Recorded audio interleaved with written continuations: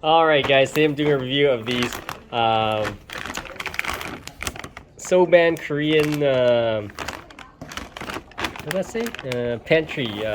These are basically sweet and spicy puffs.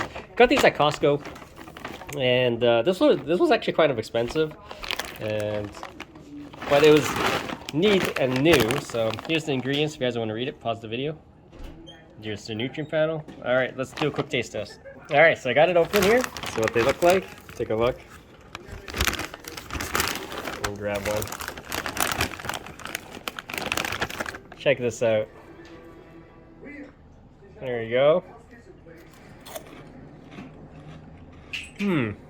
So they have a sweet taste to them, and I think it tastes more like I wouldn't say like it's a sweet soy, mildly spicy, but it has a really like a sweet taste to it. More, think of like a sweet gochujang taste. That's what it is.